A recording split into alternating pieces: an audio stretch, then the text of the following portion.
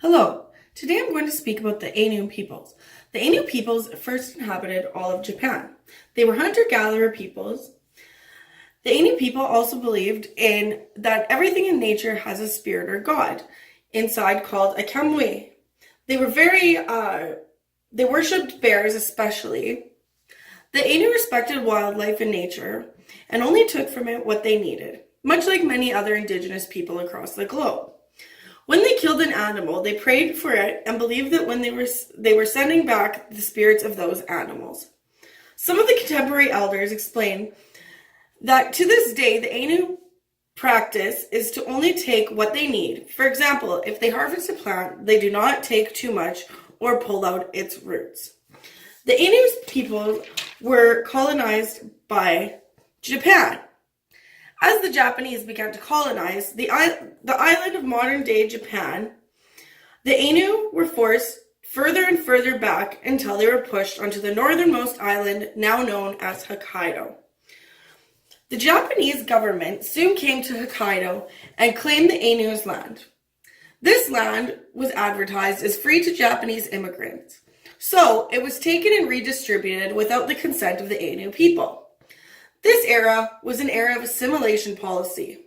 The Ainu were given status of former Aborigines and were forced to follow Japanese customs. In 1869, the Japanese government created the Colonization Board. With this, the land being distributed to the Japanese was being distributed to the Japanese people. At a few points, the Ainu did try to resist invasion of their lands, but were defeated. There was a full legal eradication of the Ainu's land rights.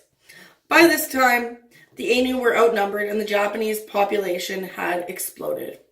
By stripping the Ainu of their land, it stripped them of their way of life and forced them to take on alien customs and ways of living. To continue this colonization, the Japanese ended and took away both hunting and fishing rights. Hunting and fishing were made illegal, as well as the traditional tools to hunt were made illegal as well. In the 1870s, fishing in rivers was made illegal. A quote from an elder about this was, "This meant death to the Ainu." The Ainu survived a lot on the salmon and some other types of fish that lived in these rivers.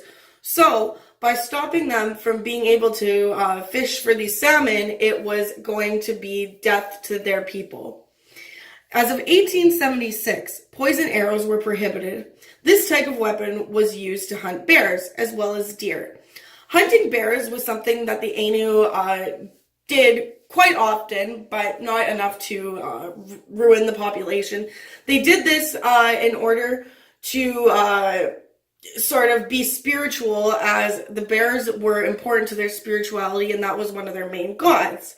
So by ending this, it basically put an end to their spiritual life as they knew it, because the bears were so integral and the deer were used as food. So by the colonizers doing this to them, it basically took away their food sources. So as of 1889, deer hunting and all other forms of hunting were strictly prohibited. At this point, the Ainu could be arrested for poaching on their own land, but as the colonizers whittled their way in, they had no choice but to follow the law. So, first of all, recap, the Japanese colonizers took their land, and then they decided that they were going to take away all their hunting and fishing rights. So at this point, the Ainu people had to completely reconstruct their lives in order to not be put in jail or to be killed, just because the colonizers decided that they wanted their land for their own in order to make money. The next thing that the colonizers did was to end the speaking of the Ainu language, and it was prohibited as of 1871. The assimilation policies were put in place in 1871, and it barred the Ainu peoples from using their own language, as well as forced them to adopt Japanese names given by the government to distinguish them as Ainu. Also, the original names of different places, including villages, mountains, Rose that they may have had were all also forced to have Japanese names. As well, the island Hokkaido, as we know it, had its original Ainu name taken and changed to be, I believe it was Ezo, which then now is changed to modern day Hokkaido. So, the Ainu language originally had 3 dialects, and there's currently only 1 dialect left. There is no written form of the language, so it had to be passed on orally. There has been a formulation of the Japanese using Japanese letters to write Ainu language, but this has actually caused changes in the original pronunciation. It wasn't until 1997 that the restrictions were fully lifted.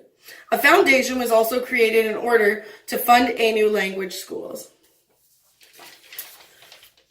Finally, one of my final piece that I'm going to talk about is the tradition of tattooing and piercing in Ainu culture. Tattooing was a traditional part of Ainu women's life. In order to be married as a rite of passage into womanhood, she had to have her mouth tattooed. The tattooing was only done for females by females. It was an ancestral custom passed on matrilineally. It was believed that this brought them closer to one of their goddesses. So the Ainu women would slowly tattoo around their mouths over the years, depending, the older they got or certain big life events. And they would also tattoo their arms, that had to do with their ancestors.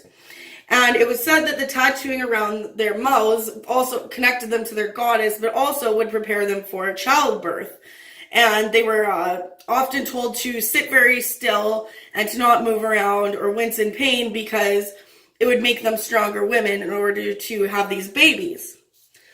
So, the men and women both also had their ears pierced, but eventually the men were prohibited by law to do these piercings.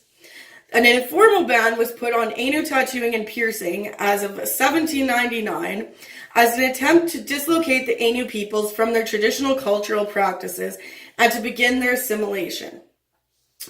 1871 was the official mark of all assimilation policies put into effect. The Japanese saw piercing, and especially tattooing, as cruel. This was not the case. For the Ainu people, it was performed through a lens of kinship and was highly spiritual. When these people were doing these tattoos, it was done by, they had certain names like grandmother of tattooing or aunt like tattooer. So this was done as a way for them to both connect spiritually as well as for them to connect with their own culture. So, the Ainu people did vehemently evade the laws, explaining that would anger the gods to ignore their customs. Some people, as one claim was made, or story that I was able to find, was that some people would do it secretly and they would even hide from the Japanese police for days. One woman said that at the age of 21, she finally got her tattoos. This was after the ban. And her mom hid her from the Japanese police for 5 days until she finally came out. A lot of the law that was passed basically said that if you got these tattoos done or were done after the fact, that that it was illegal. So if you had it before, okay, whatever, people probably looked down on you and, saw you as whatever derogatory term of choice. But after that, you were doing something very illegal. So the last fully tattooed Ainu woman died in 1998, taking this custom with her. There are now no more tattooed Ainu women roaming this earth. So, what I have learned through my research is that the Ainu people basically had all of their customs taken from them, their land taken from them, and were forced into a position where doing things that were so naturally part of their everyday life was made into a negative. I was also, through my research, found out that the Ainu people were taken into World War II. and put on the front lines, much as like African American people were put. But because they were Ainu, because they were indigenous, these people were not ever allowed to be called officers. So these men were put first into the line, first into battle, first to be shot, and then were never called officers. So you're good enough to fight these wars that have nothing to do with you, but you're okay to be shot down.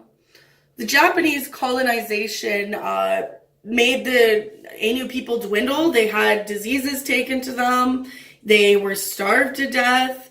And the thing that I found out too as well, which is very sad, is that people would come, start tilling their land, doing whatever, doing their farming, the Japanese people, and then they would desert children because they had too many children. They'd be like, I don't want this land anymore, move back to a different island, and then leave their children. So the Ainu people, who already didn't have enough food, didn't have any land, would take on these Japanese people's children. So actually, there are a number of people who are sort of adopted, even today. This is happening today. This was happening in the 40s and up to the 60s, that these children are being deserted.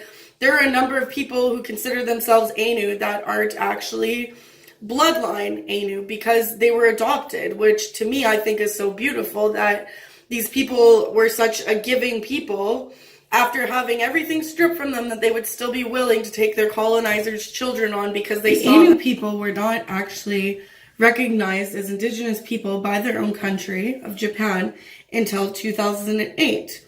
It was regarded that if they did so, that they would start beginning to ask for their land back and would cause problems with the Japanese people.